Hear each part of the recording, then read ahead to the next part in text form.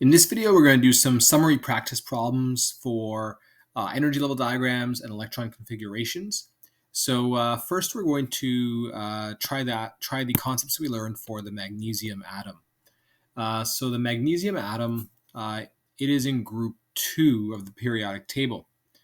And that means it has 2 valence electrons. So we could draw a simple Lewis dot diagram by putting our 2 electrons like this singly first. We could also make an energy level diagram for magnesium. If you look in the periodic table, you'll know that magnesium is atomic number 12. And so that means it has 12 electrons to place. And so we can simply place our electrons following our rules and principles. Up to here would be 10. And that means we have 2 more to place in the 3s there. That's an energy level diagram, which is done vertically with our energy levels represented relative to each other. We can also make an energy level diagram or an orbital diagram where it's essentially an energy level diagram, but it's represented in a horizontal fashion. So it would follow the same approach.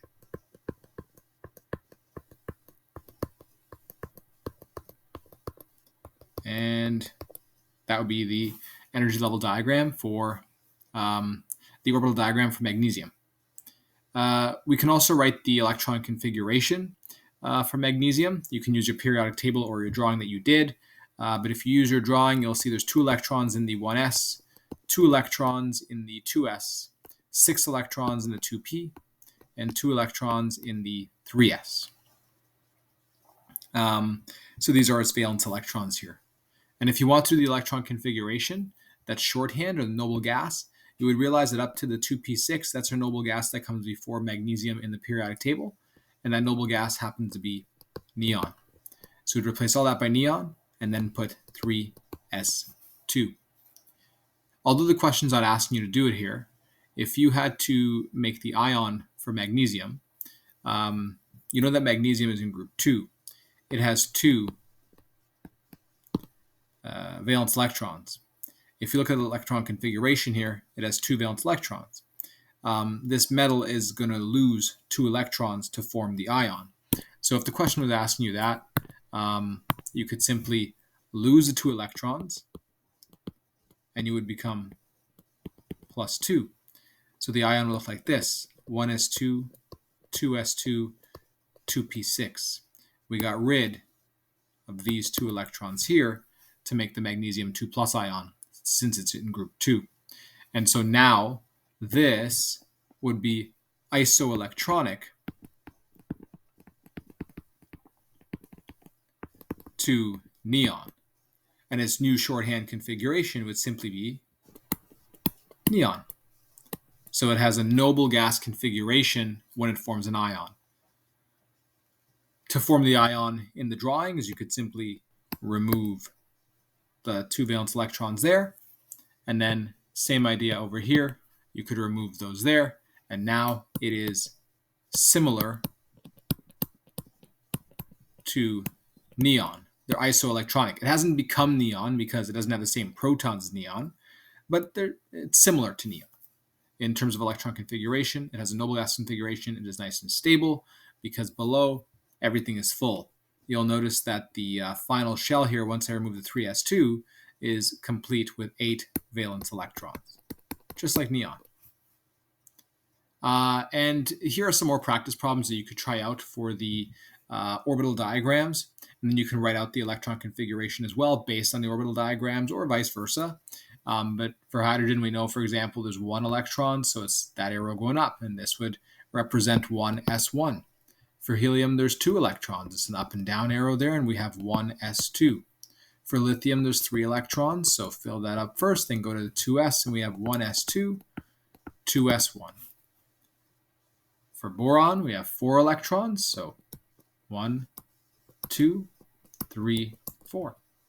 1s2, 2s2. That's for boron. And actually, no, that's not true. I skipped an element. I forgot beryllium. So ignore that. Boron is 5 electrons. So I almost got tricked by my own sheet here. this, and like that. So it's actually 1 S2, 2 S2, and then 2 P1. Carbon has 6 electrons. So 1, 2, 3, 4, 5, 6. And that makes sense. In the valence shell, we have 2 and 2, 4 electrons in the valence shell. So we have 1 S2, 2 S2, 2 P2. Nitrogen has 7 electrons. So we have 1, 2, 3, 4, 5, 6, 7. So 1 S2, 2 S2, 2 P3. Fluorine has 9 electrons. So 1, 2, 3, 4, 5, 6, 7, 8, 9. In other words, we have 2 in the 1s, 2 in the 2s, and then 5 in the 2p. And notice we're getting closer and closer to neon here. Neon has 1 more electron than the fluorine, so that's 10 electrons. And notice that we're going to have a complete valence shell in the 2 energy level here, because it's going to be all full. So we have our 1s2, 2s2, and in that 2p we have 6. And that was just some examples of orbital diagrams. And you can use the orbital diagrams to make your electron configurations, or you can make your electron configurations first using your periodic table or our little diagram trick where you put in the 1s, 2s, 3s, 4s, 5s, 5s, 6s, 7s, and then your 2p, 3p, 4p, 5p, 6p, 7p, and then your 3d, 4d, 5d, 6d, 7d, and then your 4f, 5f, 6f, 7f.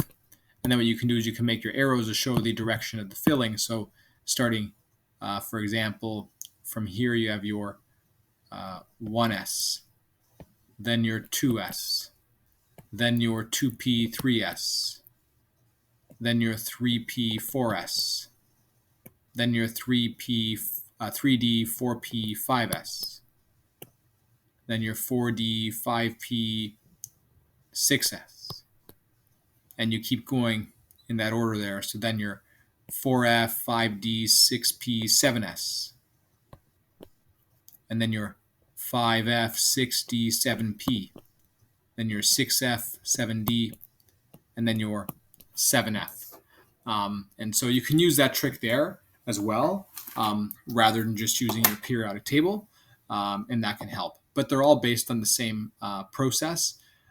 So if we look at our trick over here to fill in the periodic table, to fill in the orbitals, it's all based on the periodic table, using the order of energy to fill the subshells and the orbitals of those subshells.